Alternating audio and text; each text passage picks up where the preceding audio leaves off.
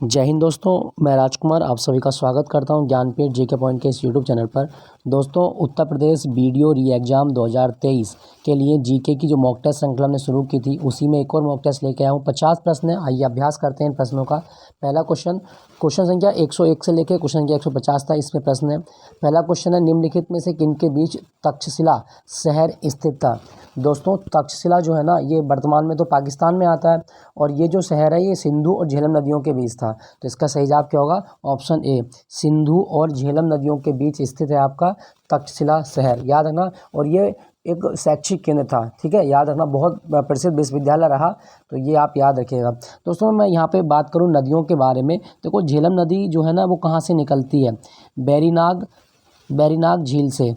झेलम नदी का उद्गम बैरीनाग शेषनाग झील से होता है, जम्मू कश्मीर में, ठीक है। और झेलम नदी पर जम्मू कश्मीर में एक बांध है जिसका नाम है तुलबुल बांध या जल विद्युत परियोजना। ये किस नदी पर है? झेलम नदी पर है, याद रखिएगा दोस्तों, तुलबुल बांध झेलम नदी पर। और एक चीज़ और आप याद रखिएगा, देखो, भारत की सबसे बड़ी ताज़ा पानी की झील है बूलर झील। आई होप इसके बारे में आप सुने होंगे, बूलर झील। और बूलर झील को पानी कौन सी नदी देती है? दोस्तों, जवाब होगा झेलम नदी। बूलर झील को जल पोषित करने वाली नदी झेलम नदी है, ठीक है दोस्तों, याद रखिएगा। तो तुलबुल बांध झेलम नदी पर है, क्लियर। अच्छा दोस्तों, यहाँ पे लिखा गया चिनाब नदी पर। देखो, चिनाब नदी पर ना जम्मू कश्मीर में 5 बांध है जो आपके एग्जाम में पूछे जाते हैं और पांचों आपको याद रखने हैं। इनकी मैं एक ट्रिक बता रहा हूँ। देखो, चिनाब को पढ़ो, चैन लिखा हुआ है। देखो कैसे याद रखेंगे चैन। देखो, दुलहस्ती बांध किस नदी पर है? चिनाब नदी पर। कैसे याद रखेंगे? दुलहस्ती, ऐसे देखो, दुल्हन जब हंसती है तो चैन मिलता है, दुलहस्ती बांध हो गया। उसके बाद में आपका रटले बांध।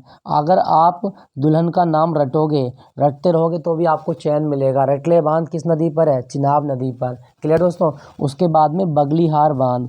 देखो, अगर कोई अपनी बाहों का हार आपको पहना दे तो आपको चैन मिलेगा, नहीं मिलेगा? तो जवाब होगा बगलीहार बांध चिनाब नदी पर है, ठीक है दोस्तों। और जब दुल्हन जब हंसती है तो चैन मिलता है, जब आप उसका नाम रटोगे तो भी चैन मिलता है। बगलीहार बांध मतलब बाहों का हार पहनाएगी दुल्हन तो भी चैन मिलेगा। और फिर आप उसको क्या करोगे? आप उसको करोगे प्यार, तो प्यार से याद रखना किवार बांध किस नदी पर है? चिनाब नदी पर, ठीक है, किवार बांध चिनाब नदी पर। और ये चारों जल विद्युत परियोजनाएं। और दूसरा एक याद ना, दुल्हन कैसी होनी चाहिए? आप बोलोगे सलाल, मतलब लाल दुल्हन होनी चाहिए, बिल्कुल। तो सलाल जल विद्युत परियोजना किस नदी पर है? चिनाब नदी पर। ये पांचों परियोजना आपको याद रखनी है जम्मू कश्मीर में, और ये पांचों जल विद्युत परियोजनाएं चिनाब नदी पर है। दुल्हन जब हंसती है तो चैन मिलता है, नाम रटने से चैन मिलता है, बाहों का हार पहनने से चैन मिलता है, आप उसको प्यार करते हो तो भी चैन मिलता है, और लाल दुल्हन देख के ही चैन मिल जाता है। तो चैन से याद रखो चिनाब। बाकी जो ट्रिक में बताइए कहानी के रूप में, ये आप इसको याद रखिएगा। ये पांचों बांध जम्मू कश्मीर में चिनाब नदी पर है, ठीक है। तो आपसे क्वेश्चन में पूछा गया था कि तक्षशिला जो शहर है ये सिंधु झेलम नदी के किनारे। ऑप्शन ए इसका सही जवाब है। नेक्स्ट है, भारत में नवपाषाण कालीन गुफा चित्रकारी कहाँ मिलती है? दोस्तों, ध्यान रखना क्या पूछा है, नवपाषाण कालीन यानी कि न्योलिथिक एज की जो गुफा चित्रकारी है वो कहाँ मिलती है? दोस्तों, सही जवाब आपका ऑप्शन डी, भीमबेटका की गुफाओं में नवपाषाण कालीन गुफा चित्रकारी मिलती है। और भीमबेटका की गुफा मध्य प्रदेश राज्य में है, याद रखिएगा दोस्तों। भीमबेटका की गुफा कहाँ पर है? मध्य प्रदेश में, और ये यूनेस्को की सूची में भी शामिल है, ठीक है। अच्छा, मध्य प्रदेश में ना एक गुफा और आप याद ना, बाघ की गुफा, ये भी आपकी मध्य प्रदेश में है और ये भी बहुत आती है एग्जाम में, ठीक है। तो इसका सही जवाब होगा आपका ऑप्शन डी। अच्छा, यहाँ पे लिखा है अजंता की गुफा। अजंता की गुफा दोस्तों, अजंता की गुफा में क्या लिखा गया है? अजंता की गुफाओं में जातक कथाएं लिखी गई हैं। ये महाराष्ट्र में है अजंता की गुफा, जातक कथा। अच्छा, जातक कथा क्या होती है? महात्मा बुद्ध के प्राचीन जन्मों की कहानी को जातक कथा कहा जाता है। तो अजंता की गुफाओं में जातक कथाएं देखने को मिलती हैं, ठीक है, याद रखिएगा। चलिए अगले प्रश्न की ओर। किसके शासनकाल में इब्न बतूता भारत आया था? दोस्तों, इब्न बतूता ये मोरक्को से आया। मोरक्को जो अफ्रीका महाद्वीप का देश है, पूर्वी अफ्रीका में आता है। तो मोरक्को से इब्न बतूता आया था मोहम्मद बिन तुगलक के शासनकाल में। ऑप्शन बी इसका सही जवाब है, मोहम्मद बिन तुगलक। और मोहम्मद बिन तुगलक ने इसे दिल्ली का काजी भी बनाया था। और इब्न बतूता का एक ग्रंथ आपसे पूछेगा, रेहला, ये भी आप याद रखना। रेहला ग्रंथ किसने लिखा है? तो इब्न बतूता ने लिखा है। ठीक है दोस्तों, इसका सही जवाब आपका ऑप्शन बी। दोस्तों यहाँ पे लिखा गया इल्तुतमिश। इल्तुतमिश जो है ना, इसको गुलाम का गुलाम भी कहा जाता है। ठीक है, इसने चांदी का टंका, एक सिक्का था, चांदी का टंका ये इश्यू किया था, जारी किया था, और कॉपर का जीतल, कॉपर का जीतल और चांदी का टंका, याद रखना इसके बारे में पूछा जाता है। कॉपर का जीतल और चांदी का टंका किसने जारी किया था? इल्तुतमिश ने। और इल्तुतमिश का वास्तविक नाम क्या है? शमसुद्दीन इलियास। और रजिया सुल्तान जो बेटी है वो इल्तुतमिश की बेटी है, याद रखिएगा। दोस्तों यहाँ पे लिखा गया अकबर। अकबर के बारे में याद रखना, 1582 में अकबर ने दीन ए इलाही धर्म शुरू किया था, दीन ए इलाही धर्म। और दीन ए इलाही धर्म को मानने वाला इकलौता हिंदू बीरबल है। क्लियर दोस्तों? चलिए अगले प्रश्न की ओर चलते हैं। तो इसका सही जवाब क्या होगा? इब्न बतूता मोहम्मद बिन तुगलक के शासनकाल में भारत आया था। नेक्स्ट है, भक्ति आंदोलन को उत्तर भारत में लाने का श्रेय किसको दिया जाता है? दोस्तों भक्ति आंदोलन को उत्तर भारत में लाने का श्रेय रामानंद को दिया जाता है। ऑप्शन सी इसका सही जवाब है, रामानंद। नेक्स्ट है, सिखों के 10वें या आखिरी गुरु कौन थे? दोस्तों सिखों के 10वें और आखिरी गुरु हैं गुरु गोविंद सिंह। ऑप्शन डी, गुरु गोविंद सिंह। गुरु गोविंद सिंह ने 1699 में खालसा पंथ की स्थापना की थी।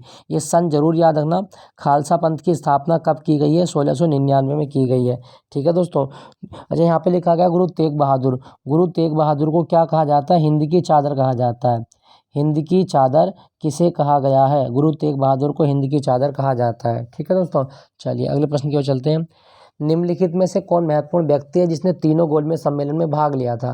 दोस्तों तीनों गोलमेज सम्मेलन में भाग लेने वाला व्यक्ति कौन है? तो इसका सही जवाब होगा आपका option doctor B R Ambedkar. Doctor B R Ambedkar, इन्होंने तीनों गोलमेज सम्मेलन में भाग लिया। और तीनों गोलमेज सम्मेलन किस शहर में हुए हैं? लंदन में हुए हैं। ठीक है, पहला गोलमेज सम्मेलन जो हुआ था वो 1930 से 1931, यानी कि नवंबर 1930 से जनवरी 1931। दूसरा 1931 से 1931 में हुआ था, और तीसरा 1932 में हुआ था, याद रखिएगा। ठीक है दोस्तों मैं बात करूं अम्बेडकर के बारे में, तो अम्बेडकर की ना एक किताब है आत्मकथा, बेटिंग फॉर वीज़ा।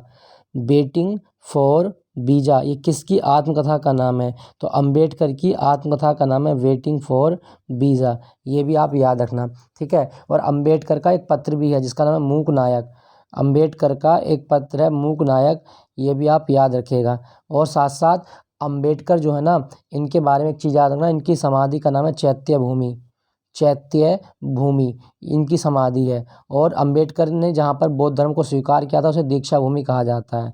दीक्षा भूमि ये नागपुर में है। क्लियर दोस्तों? स्वतंत्र भारत के पहले कानून मंत्री कौन थे? अम्बेडकर थे। दोस्तों यहाँ पे लिखा गया एनी बेसेंट। एनी बेसेंट कौन से देश से भारत में आई थी? आयरलैंड से आई है। ठीक है, और इसने 1916 में होम रूल लीग भी शुरू की थी। और एनी बेसेंट ने होम रूल लीग का मुख्यालय कहाँ बनाया था? अडियार में बनाया था। गांधी जी आप जानते हैं इन्हें राष्ट्रपिता कहा जाता है।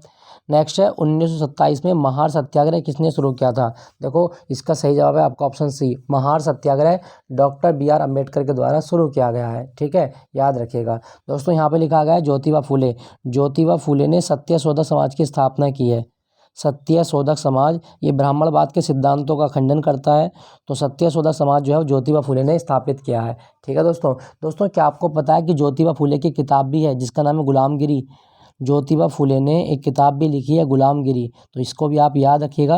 गुलामगिरी पुस्तक के लेखक कौन है? ज्योतिबा फुले। इसका सही जवाब होगा Mahar Satyagraha doctor B R Ambedkar. Question संख्या 108। क्वेश्चन संख्या 108 क्या कहता है? कहा गया है निम्नलिखित में से किस नेता को नेताजी कहा जाता है? दोस्तों ऑप्शन बी इसका सही जवाब है, सुभाष चंद्र बोस को नेताजी कहा गया है। ठीक है, याद रखना। दोस्तों सुभाष चंद्र बोस ने ना फॉरवर्ड ब्लॉक पार्टी बनाई थी, या फॉरवर्ड ब्लॉक समिति बनाई थी। फॉरवर्ड ब्लॉक समिति और फॉरवर्ड ब्लॉक कमेटी जो बनाई गई थी ना, ये 1939 में बनाई गई है। ये भी आप याद रखना 1939। और सुभाष चंद्र बोस जो है ना, इनका जन्मदिन 23 जनवरी को होता है राष्ट्रीय पराक्रम दिवस के रूप में। राष्ट्रीय पराक्रम दिवस के रूप में। अच्छा दोस्तों यहाँ पे लिखा गया है महात्मा गांधी। गांधी जी के राजनीतिक गुरु कौन है? गोपाल कृष्ण गोखले। गांधी जी के राजनीतिक गुरु कौन माने गए हैं? गोपाल कृष्ण गोखले माने गए हैं। दोस्तों गांधी जी की ना एक किताब याद रखना, pathway to God. Pathway to God किसके द्वारा लिखी गई किताब है? तो पाथवे टू गॉड ये गांधी जी के द्वारा लिखी गई किताब है। ठीक है दोस्तों, याद रखना। नेक्स्ट है हमारे संविधान में 3 सोपानों में पंचायतें बनाने की की परिकल्पना किस भाग में की गई है? दोस्तों पंचायतों से संबंधित भाग जो है ना वो कौन सा भाग है? सही जवाब होगा भाग 9। भाग 9 में 3 सोपानों में पंचायतों की बनाने की परिकल्पना की गई है। भाग 9 में कौन सा आएगा? ऑप्शन भाग 9, ऑप्शन ए इसका सही जवाब है। ठीक है दोस्तों कभी क्वेश्चन आए कि भारत में जो पंचायती राज व्यवस्था है ये कौन सी समिति की सिफारिश पर लागू की गई है? बलवंत राय मेहता समिति। बलवंत राय मेहता समिति की सिफारिश पर भारत में पंचायती राज प्रणाली शुरू की गई है और 3 टायर की पंचायती राज व्यवस्था है। ठीक है दोस्तों, याद रखिएगा। और पंचायती राज दिवस कब होता है भारत में? 24 अप्रैल को पंचायती राज दिवस होता है, याद रखिएगा। नेक्स्ट है, भारतीय संविधान को माना गया है। दोस्तों भारतीय संविधान को कैसा माना गया? तो भारतीय संविधान को विधान रूप में संज्ञा और भावना में एकात्मक माना गया है। तो इसका सही जवाब है आपका ऑप्शन डी, विधायी रूप में संज्ञा और भावना में एकात्मक। दोस्तों क्या आपको पता है कि भारत में संविधान दिवस कब होता है? 26 नवंबर को संविधान दिवस होता है। ठीक है, और भारत का संविधान किसने अपने हाथ से लिखा है? अम्बेडकर मत लगाना इसका आंसर। भारत के संविधान को अपने हाथ से किसने लिखा? प्रेम बिहारी नारायण रायजादा। तो प्रेम बिहारी नारायण रायजादा ने संविधान को अपने हाथ से लिखा है, याद रखना। इसकी ओरिजिनल कॉपी प्रेम बिहारी नारायण रायजादा ने लिखी है। नेक्स्ट है, अंतर्राष्ट्रीय शांति और सुरक्षा को बढ़ावा देने से संबंधित प्रावधान भारतीय संविधान के निम्नलिखित में से किसी एक भाग के रूप में उल्लेखित है?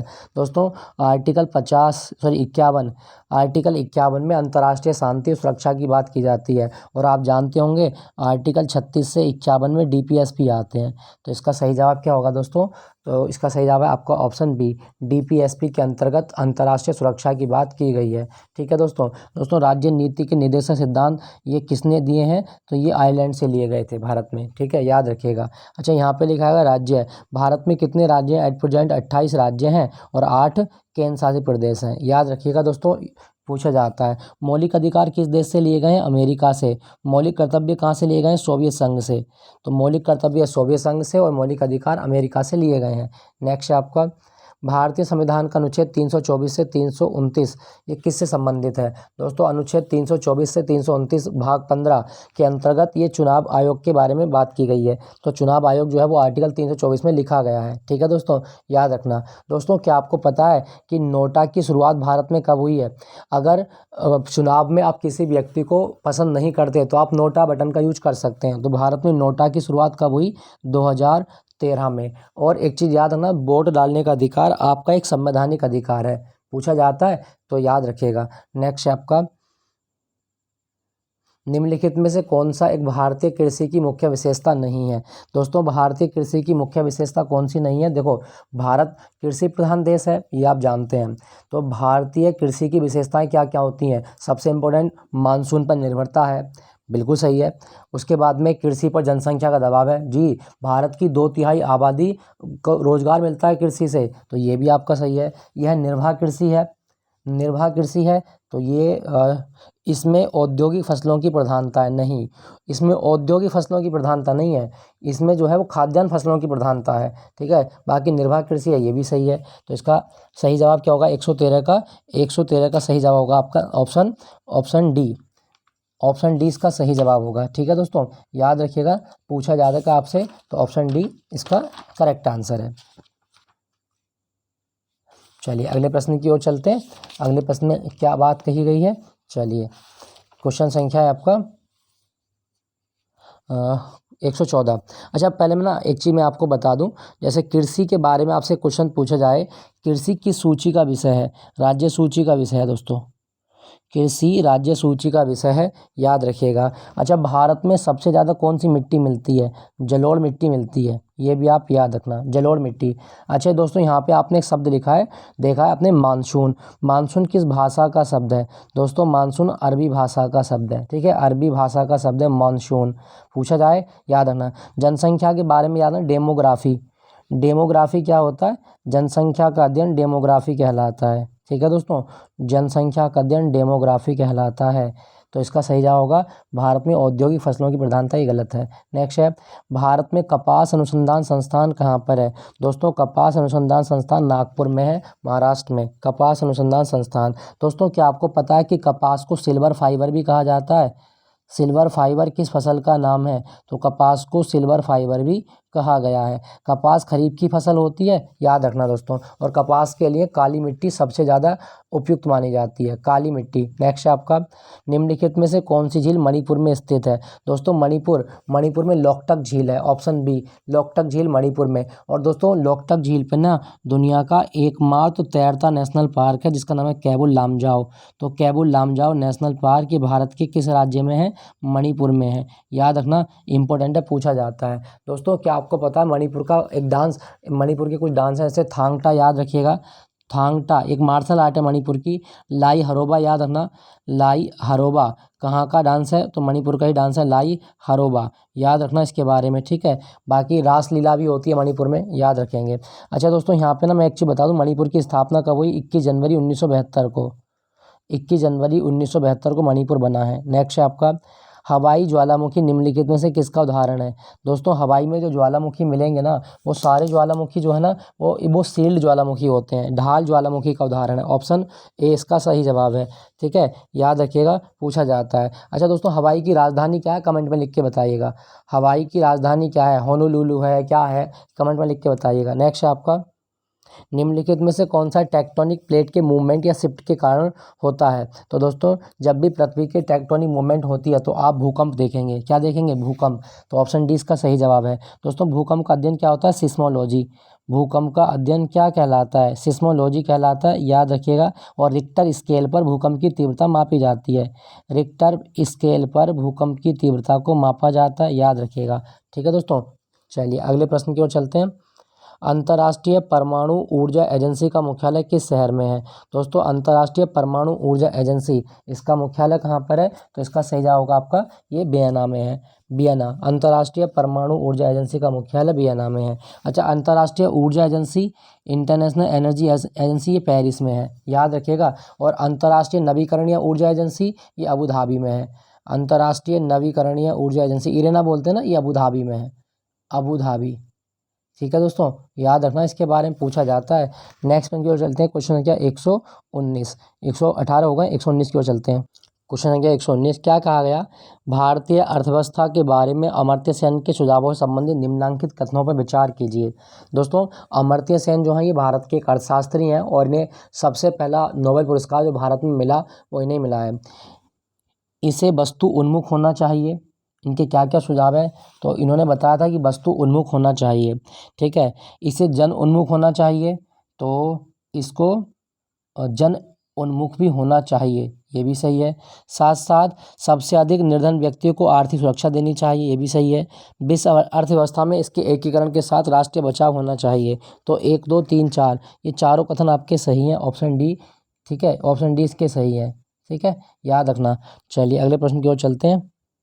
अच्छा कभी क्वेश्चन आए कि अमर्त्य सेन अर्थशास्त्र की कौन सी शाखा से जुड़े हैं? कल्याणकारी अर्थशास्त्र, कल्याणकारी अर्थशास्त्र से जुड़े हुए हैं अमर्त्य सेन, बहुत इंपॉर्टेंट है, पूछा जाता है, याद रखना, कल्याणकारी अर्थशास्त्र। नेक्स्ट है, समान वर्गीकरण के लिए प्रयोग होने वाली सामंजस्य वस्तु और कोडिंग प्रणाली HS निम्नलिखित में किसके लिए लाभकारी होगी? दोस्तों समान वर्गीकरण के लिए, तो इसके सही जवाब क्या होगा? ये कोडिंग प्रणाली सीमा शुल्क और उत्पाद शुल्क के लिए जो वर्गीकरण होता है वो उसके लिए प्रभावी होगी। तो सही जवाब होगा आपका सीमा शुल्क और उत्पाद शुल्क के लिए ये लागू मतलब प्रभावी होगी, याद रखिएगा। नेक्स्ट आपका क्वेश्चन या 121, क्या कहा गया? लेखांकन के सिद्धांत के अनुसार व्यवसाय बना रहेगा और काम करता रहेगा तथा कोई अंतिम निर्धारित तिथि नहीं होगी। तो इसका सही जवाब क्या होगा दोस्तों? सुनाम प्रतिष्ठान। सुनाम प्रतिष्ठान लेखन सिद्धांत के अनुसार व्यवसाय बना रहता है और काम करता रहता है, याद रखिएगा। नेक्स्ट आपका उत्तर प्रदेश का कौन सा जिला उत्तर प्रदेश और बिहार की सीमा पर स्थित है? तो दोस्तों उत्तर प्रदेश का कौन सा जनपद है जो बिहार की सीमा पर स्थित है? देखो बिहार की सीमा पर कुशीनगर आता है, महाराजगंज आता है, देवरिया आता है, बलिया आता है, गाजीपुर, चंदौली और सोनभद्र। तो इसके अनुसार कौन सा होगा? Ballia, option D. बलिया जो है ना ये उत्तर प्रदेश का सबसे पूर्वी जिला भी है, सबसे पूर्वी जिला बलिया है, याद रखना दोस्तों, इंपॉर्टेंट है, पूछा जाता है। अच्छा भारत में जो उत्तर प्रदेश है ना इसमें कितने ज़िले हैं? 75 ज़िले हैं और उत्तर प्रदेश में लोकसभा की 80 सीटें हैं, राज्यसभा की 31 सीटें हैं। नेक्स्ट है, निम्नलिखित में से कौन सी फसल उत्तर प्रदेश में आमतौर पर या व्यापक रूप से नहीं उगाई जाती? दोस्तों उत्तर प्रदेश की में आमतौर पर कौन सी फसल नहीं होती है? तो सही जवाब होगा आपका कपास, कपास आमतौर पर नहीं होती, बाकी गेहूँ, तिलहन, चावल ये सारे होते हैं। दोस्तों उत्तर प्रदेश का ना एक चावल है आदम चीनी चावल, आदम चीनी चावल। और आदम चीनी चावल ये उत्तर प्रदेश के चंदौली ज़िले का चावल है, इसको जीआई टैग मिला अभी हाल ही में, तो ये भी आप याद रखना। आदम चीनी चावल ये चंदौली ज़िले का चावल है, ठीक है दोस्तों। दोस्तों यहाँ पे मैं आपको एक चीज़ बता दूं, चावल अनुसंधान केंद्र कहाँ पर है भारत में, तो उड़ीसा के कटक शहर में चावल अनुसंधान केंद्र है, याद रखना, चावल अनुसंधान केंद्र कटक में। नेक्स्ट है, आंवले का सर्वाधिक उत्पादन उत्तर प्रदेश के कौन से जनपद में होता है? सही जवाब है आपका प्रतापगढ़। आंवले का सर्वाधिक उत्पादन प्रतापगढ़ में होता है, याद रखिएगा। नेक्स्ट प्रश्न की ओर चलते हैं। उत्तर प्रदेश का लखनऊ शहर निम्नलिखित में से किस हथकरघा उद्योग के लिए जाना जाता है? दोस्तों उत्तर प्रदेश में जो लखनऊ प्रसिद्ध है ना, वो चिकनकारी के लिए प्रसिद्ध है। ऑप्शन सी इसका सही जवाब है, चिकनकारी। लखनऊ किस नदी के किनारे? गोमती नदी के किनारे है, गोमती नदी के किनारे। नेक्स्ट है, उत्तर प्रदेश में प्रमुख रेल इंजन संयंत्र कहाँ पर है? दोस्तों रेल के इंजन उत्तर प्रदेश में कहाँ बनते हैं? तो मुगल सराय में बनते हैं, वाराणसी में। ऑप्शन बी, ऑप्शन ए इसका सही जवाब है। दोस्तों कानपुर जो है ना, कानपुर ये दलहन अनुसंधान केंद्र है, यहाँ पे भारत का दलहन अनुसंधान केंद्र कानपुर, और चीनी अनुसंधान केंद्र कहाँ पर है? कानपुर में। नेक्स्ट है, भव्य जैन स्तूप के अवशेष को कंकाली टीला के पास खोदकर निकाला गया, यह कहाँ पर है? दोस्तों कंकाली टीला जो मिलेगा ना आपको, ये जैन धर्म का एक केंद्र माना जाता है, और ये आपका मथुरा में है। ऑप्शन सी इसका सही जवाब, मथुरा। अच्छा, उत्तर प्रदेश में सबसे ज़्यादा मेले कहाँ लगते हैं? मथुरा में लगते हैं। और साथ साथ आप यहाँ उत्तर प्रदेश में सबसे कम वर्षा कहाँ होती है? वर्षा सबसे कम कहाँ होती है? मथुरा में होती है। और मथुरा को उत्तर प्रदेश की पेड़ा नगरी भी कहा जाता है। क्या आपको पता है कि उत्तर प्रदेश में बकरी अनुसंधान केंद्र मथुरा में है? याद रखिएगा। नेक्स्ट आपका, प्राचीन पुरुषों द्वारा चौक से बनाए गए चित्र अथवा गहरे लाल रंग के चित्र उत्तर प्रदेश के किस जिले में पाए जाते हैं? तो दोस्तों आदि पुरुष का मतलब पाषाणकालीन सभ्यता देखी जाती है ये, और ये मिर्ज़ापुर में देखे जाते हैं। ऑप्शन 20 का सही जवाब है, मिर्ज़ापुर। दोस्तों क्या आपको पता है कि उत्तर प्रदेश का एरिया कितना है? 240,928 वर्ग किलोमीटर, और ये संपूर्ण भारत का 7.33% है। याद रखना इसके बारे में, संपूर्ण भारत का 7.33%। और यूपी जो है ना, ये जनसंख्या के मामले में भारत का अग्रणी राज्य है, याद रखिएगा।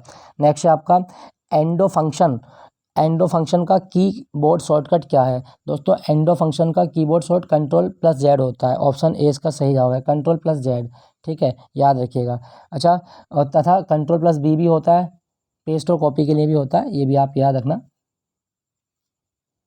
नेक्स्ट आपका, कंप्यूटर प्रणाली में निम्नलिखित में से क्या प्रोग्रामिंग भाषा नहीं है? तो दोस्तों कौन सी? लोटस नहीं होती है। ऑप्शन डी इसका सही जवाब है, लोटस कोई भाषा नहीं होती। दोस्तों क्या आपको पता है कि भारत का पहला सुपर कंप्यूटर का नाम क्या था? परम 8000। भारत का पहला सुपर कंप्यूटर परम 8000 है, ठीक है। अच्छा चलो एक क्वेश्चन याद रखना, एक निबल में कितने बिट होते हैं? कंप्यूटर में एक निबल में कितने बिट होते हैं? तो 4 बिट होते हैं, एक निबल बराबर 4 बिट। बिट क्या है? कंप्यूटर डाटा की सबसे छोटी इकाई बिट कहलाती है। नेक्स्ट, कंप्यूटर प्रणाली में निम्नलिखित में क्या इनपुट डिवाइस का उदाहरण नहीं है? तो कौन सा इनपुट डिवाइस का उदाहरण नहीं है दोस्तों? तो आप याद रखिएगा, प्रिंटर, प्लॉटर, ये सब आउटपुट डिवाइस होती हैं। प्रिंटर जो है वो आउटपुट डिवाइस है, कीबोर्ड, स्कैनर और माउस ये सब इनपुट डिवाइस होते हैं। अच्छा, कैमरा, कैमरा किस प्रकार की डिवाइस है? तो कैमरा इनपुट और आउटपुट दोनों होता है, याद रखिएगा। नेक्स्ट है, कंप्यूटर में एएलयू का तात्पर्य क्या है? दोस्तों एएलयू बोले तो arithmetic logic unit. Option A, arithmetic logic unit, मतलब कंप्यूटर में जो गणितीय संक्रियाएं होती हैं ना, वो एएलयू के द्वारा ही होती हैं। नेक्स्ट है आपका, सूची 1 को सूची 2 से मिलाना है। MS Word, MS Word documents, MS Excel, XLS, MS Paint, JPG और एमएस पावर पॉइंट, पीटीपी। दोस्तों एमएस पावर पॉइंट एक लोकप्रिय प्रेजेंटेशन सॉफ्टवेयर है, इसका फाइल विस्तार एक्सटेंशन पीपीटी होता है, ना कि पीटीपी। तो इसका गलत कौन सा आपका? डी वाला सही है। यहाँ पे पीटीपी की जगह होना चाहिए पीपीटी, ठीक है, पीटीपी नहीं पीपीटी होना चाहिए था, याद रखना। नेक्स्ट है आपका, अच्छा चलो एक क्वेश्चन बताओ, ये जो जेपीजी लिखा गया है इसकी फुल फॉर्म बतानी है। जेपीजी की फुल फॉर्म कमेंट में जरूर बताना, ये आप जब इमेज डाउनलोड करते होंगे तो जेपीजी आता है लिखा हुआ, इसकी फुल फॉर्म बतानी है। नेक्स्ट है, भारतीय रासायनिक प्रौद्योगिकी संस्थान यानी कि Indian institute of chemical technology कहाँ पर है? दोस्तों रासायनिक प्रौद्योगिकी संस्थान जो देखने को मिलेगा वो हैदराबाद में मिलेगा। ऑप्शन सी इसका सही जवाब है। हैदराबाद में कौन सी झील बहती है? हुसैन सागर झील बहती है, हुसैन सागर झील हैदराबाद में बहती है। और हैदराबाद को भारत में मोतियों का शहर भी कहा जाता है, याद रखना, भारत में मोतियों का शहर किसे कहा गया है? जवाब होगा हैदराबाद को मोतियों का शहर कहा जाता है, ठीक है दोस्तों। हैदराबाद में कौन सी नदी बहती है? मूसी नदी, मूसी नदी। और भारत में राष्ट्रीय ग्रामीण विकास संस्थान हैदराबाद में है। अच्छा दोस्तों, यहाँ लिखा गया है इलाहाबाद। इलाहाबाद में आप याद रखना, उत्तर मध्य रेलवे जोन का मुख्यालय कहाँ पर है? तो उत्तर मध्य रेलवे जोन का मुख्यालय ये यूपी में है, इलाहाबाद में। उत्तर मध्य रेलवे जोन का मुख्यालय जवाब होगा इलाहाबाद। और इलाहाबाद को संगम नगरी भी कहा जाता है। ठीक है दोस्तों, याद रखिएगा। अच्छा, कोलकाता, भारत का डायमंड हार्बर किसे कहा जाता है? दोस्तों, भारत का डायमंड हार्बर कहा गया कोलकाता को। याद रखना इसके बारे में, भारत का डायमंड हार्बर कोलकाता। बाकी अहमदाबाद को भारत का मैनचेस्टर कहा जाता है। अहमदाबाद गुजरात में है, साबरमती नदी के किनारे है, और इसे भारत का मैनचेस्टर कहा जाता है। ठीक है, तो आपसे पूछा गया था राष्ट्रीय रासायनिक प्रौद्योगिकी संस्थान ये कहाँ पर है? हैदराबाद में। Option C. जेट इंजन किस सिद्धांत पर कार्य करता है? दोस्तों, जेट इंजन की हम बात करें तो ये जो चलते हैं ना, वो क्रिया प्रतिक्रिया के सिद्धांत पर कार्य करते हैं। तो मतलब रेखीय संवेग संरक्षण के सिद्धांत पर कार्य करते हैं। Option B. दोस्तों, जेट इंजन समताप मंडल में उड़ते हैं। कभी ऐसा क्वेश्चन आए कि जेट इंजन ये कहाँ पर उड़ते हैं, तो समताप मंडल में उड़ते हैं, याद रखना। नेक्स्ट है आपका, धावन सोडा निम्नलिखित में से किसका उदाहरण है? सोडियम कार्बोनेट का। धावन सोडा सोडियम कार्बोनेट का उदाहरण होता है, सोडियम कार्बोनेट। Option B. इसका सूत्र क्या होता है वैसे? Na2CO3, डब्ल्यू लग रहा है, इसको ऐसे लिखते हैं हम, Na2CO3 into 10H2O, sodium carbonate decahydrate, यही होता है आपका धावन सोडा। नेक्स्ट है, निम्नलिखित में से कौन से उद्योगों में बासिंग सोडा का प्रयोग नहीं करते? तो बासिंग सोडा का प्रयोग नहीं करते, इसका सही जवाब क्या होगा आपका? बासिंग सोडा का प्रयोग नहीं किया जाता। देखो, बासिंग सोडा जो होता है ना, वो वही हो गया धोने वाला सोडा। इसका उपयोग कांच, साबुन, कागज उद्योग, बोरेक्स आदि में किया जाता है, लेकिन जल की स्थायी कठोरता में इसका प्रयोग नहीं होता। ठीक है, याद रखना, बासिंग सोडे का प्रयोग जल की स्थायी कठोरता में नहीं होता। ठीक है, चलिए अगले प्रश्न की ओर चलते हैं। अच्छा सॉरी, ये तो होता है, इसमें लिखा है रासायनिक उद्योग में ऑक्सीडाइजिंग एजेंट के रूप में, ये नहीं होता। ऑप्शन डी इसका सही जवाब है। ठीक है, ऑप्शन डी सही जवाब है, सी नहीं है। नेक्स्ट है आपका ओटाइटिस। ओटाइटिस एक रोग होता है, ये किसके कारण होता है? अच्छा, ओटाइटिस जो ना, एक कान का रोग है, कान में स्वेलिंग आने हो जाती है। इंसेफ्लाइटिस ये दिमाग का रोग है। लैरिंगाइटिस ये गले का रोग है। और उसके बाद में आपका यहाँ लिखा गया है ये गले का हो गया। हेपेटाइटिस ये यकृत का रोग है। तो ये सारे मिल गए आपके, बाकी आप देख सकते हैं जो भी आपका मिल रहा होगा, एक बार दोबारा देख लेते हैं। ओटाइटिस ये कान में होता है, एंसेफ्लाइटिस दिमाग में होता है, लैंग्रिगाइटिस ये गले में होता है, हेपेटाइटिस यकृत में होता है। यानी कि पहला वाला 2 से मेल खाता है, दूसरा वाला 4 से मेल खाता है, तीसरा वाला 1 से मेल खाता है, और चौथा 3 से मेल खाता है। 24-13 इसका सही जवाब है, देख सकते हैं कहाँ है, ऑप्शन डी इसका सही जवाब हो रहा है। नेक्स्ट आपका क्वेश्चन संख्या है ये 138 की ओर चलते हैं। नेक्स्ट आपका क्वेश्चन संख्या 139, हमारे भोजन आहार का प्रोटीन घटक मुख्य रूप से किसके लिए उत्तरदायी है? दोस्तों, प्रोटीन जो होता है ना, इससे हमारे शरीर की वृद्धि और ऊतकों की मरम्मत होती है, तो वृद्धि और ऊतकों के लिए होता है। ठीक है दोस्तों, क्या आपको पता है कि प्रोटीन की सबसे छोटी इकाई एमिनो एसिड है? प्रोटीन की यूनिट क्या है? तो प्रोटीन की यूनिट एमिनो एसिड होती है। और प्रोटीन की कमी से 2 रोग हो सकते हैं आपको, एक क्वासियोरकोर, एक मरासमस। क्वासियोरकोर और मरासमस रोग किसके कमी के कारण होते हैं? दोस्तों, प्रोटीन की कमी के कारण होते हैं क्वासियोरकोर और मरासमस रोग, याद रखना, इसके बारे में इंपॉर्टेंट है। निम्नलिखित में से कौन सा जीव एक कोलोनियल के स्वरूप में रहता है? दोस्तों, कोलोनियल के स्वरूप में कौन सा रहता है? तो बॉल बॉक्स रहता है। ऑप्शन डी इसका सही जवाब है, बॉल बॉक्स। ठीक है दोस्तों, याद रखना। नेक्स्ट है, जून 2022 में राष्ट्रमंडल के शासन अध्यक्षों की 26वीं शिखर बैठक कहाँ पर हुई है? तो दोस्तों, इसकी जो शिखर बैठक हुई थी ना, वो किगाली में हुई थी। रवांडा की राजधानी किगाली, वहाँ पे हुई थी, याद रखना। युगांडा की राजधानी क्या है? कंपाला। युगांडा की राजधानी है कंपाला, और रवांडा की राजधानी है किगाली। क्या आपको पता है कि राष्ट्रमंडल देशों का मुख्यालय कहाँ पर है? लंदन में है। कॉमनवेल्थ देशों का मुख्यालय लंदन। भारत में कब से एकल उपयोग वाले प्लास्टिक के इस्तेमाल पर प्रतिबंध लग गया है? मतलब भारत में सिंगल यूज प्लास्टिक बंद हो चुकी है। तो 1 जुलाई 2022, ऑप्शन ए इसका सही जवाब है, 1 जुलाई 2022। नेक्स्ट आपका, प्रत्येक वर्ष राष्ट्रीय पंचायती राज दिवस कब मनाया जाता है? ऑप्शन बी 24 अप्रैल को मनाया जाता है पंचायती राज दिवस। ठीक है। अच्छा दोस्तों, क्या आपको पता है कि उत्तर प्रदेश की सर्वश्रेष्ठ ग्राम पंचायत कौन सी है? तो उत्तर प्रदेश की सर्वश्रेष्ठ ग्राम पंचायत है मिला कमावती। और और मिलक मापती जो है ना ये डिलारी ब्लॉक में आती है। ये उत्तर प्रदेश की सबसे अच्छी ग्राम पंचायत, उत्तर प्रदेश की नहीं, भारत की सबसे अच्छी। और दूसरे नंबर पे देखो, भारत की सबसे अच्छी जो ग्राम पंचायत है वो है नगोपा, मिजोरम की। लेकिन भारत की दूसरी सबसे अच्छी ग्राम पंचायत वो बनी है आपकी मिलक अमावती, और ये डिलारी ब्लॉक में आती है, जनपद मुरादाबाद में। तो आप इसको याद रखिएगा, यूपी जी का क्वेश्चन है कि उत्तर प्रदेश में सबसे बेस्ट ग्राम पंचायत कौन सी है, मिलक अमावती है। नेक्स्ट है अगला क्वेश्चन, मई 2022 में किसने नीति आयोग के उपाध्यक्ष के रूप में शपथ ली है? Option A Suman Berry. नीति आयोग के नए उपाध्यक्ष कौन बने हैं? सुमन बेरी बने हैं। नीति आयोग कब बना था? 2015 में बना है नीति आयोग। नेक्स्ट है आपका डायमंड लीग फाइनल 2022 में डायमंड लीग ट्रॉफी जीतने वाले पहले भारतीय है, वो है आपके नीरज चोपड़ा। नीरज चोपड़ा का खेल कौन सा है? जैवलिन थ्रो, भाला फेंक खेलते हैं, याद रखिएगा। नेक्स्ट है उत्तर प्रदेश में 18वीं विधानसभा का अध्यक्ष कौन बना है? तो उत्तर प्रदेश में जो 18वीं विधानसभा बनी है इसके अध्यक्ष हैं सतीश चंद्र महाना। ऑप्शन बी इसके सही जवाब है। क्या आपको पता है कि उत्तर प्रदेश में विधानसभा की 403 सीटें हैं? उत्तर प्रदेश में विधानसभा की 403 सीटें हैं और विधान परिषद की 100 सीटें हैं। ठीक है, कभी क्वेश्चन आए कि उत्तर प्रदेश विधानसभा का सदस्य बनने की न्यूनतम आयु 25 वर्ष होती है। भारत की पहली स्टील स्लैग रोड कहाँ बनाई गई है? दोस्तों भारत में पहली स्टील स्लैग रोड जो बनी है ना वो सूरत में बनी है। ऑप्शन ए इसका सही जवाब है, सूरत। दोस्तों सूरत को ना भारत की डायमंड सिटी कहा जाता है। तो भारत में डायमंड सिटी किसे कहा गया है? सूरत को भारत की डायमंड सिटी कहा जाता है। सूरत को भारत की डायमंड सिटी कहा गया है, याद रखना, पूछा जाता है। अच्छा, सूरत में ना एक बंदरगाह भी है जिसका नाम है हजीरा। हजीरा पोर्ट कहाँ पर है? तो हजीरा पोर्ट बंदरगाह ये आपका सूरत में है, याद रखिएगा। नेक्स्ट है मई 2022 में इंटरनेशनल बुकर पुरस्कार किसे दिया गया? तो मई 2022 में गीतांजलि श्री को मिला है इंटरनेशनल बुकर पुरस्कार, याद रखना। और इनका उपन्यास क्या है? रेत समाधि। रेत समाधि इनका उपन्यास है जिसके लिए इनको मैन बुकर अवार्ड दिया गया है। ठीक है, भारत में पहला राष्ट्रीय उद्यान कौन सा था? दोस्तों भारत में पहला राष्ट्रीय उद्यान आपका जिम कॉर्बेट राष्ट्रीय उद्यान। ऑप्शन ए इसका सही जवाब है, जिम कॉर्बेट राष्ट्रीय उद्यान, और ये 1936 में बना था। इसका नाम था हैली राष्ट्रीय उद्यान। उसके बाद में जिम कॉर्बेट इसका नाम हो गया और अब तो इसका नाम रामगंगा कर दिया गया, और ये उत्तराखंड में है। ठीक है, कान्हा नेशनल पार्क ये मध्य प्रदेश में है। गिर आप जानते हैं गुजरात में है, गुजरात। ठीक है, बाकी काजीरंगा असम में है। चलो एक क्वेश्चन बता देता हूँ आपको, ये जो राष्ट्रीय उद्यान होते हैं ना ये सारे इन सीटू होते हैं, इन सीटू कंजर्वेशन होता है ये आप याद रखना। नेक्स्ट है निम्नलिखित में से कौन सा सागरीय राष्ट्रीय उद्यान है? तो दोस्तों सागरीय राष्ट्रीय उद्यान कौन सा? मन्नार की खाड़ी। ऑप्शन डी मन्नार की खाड़ी है। ठीक है, याद रखिएगा।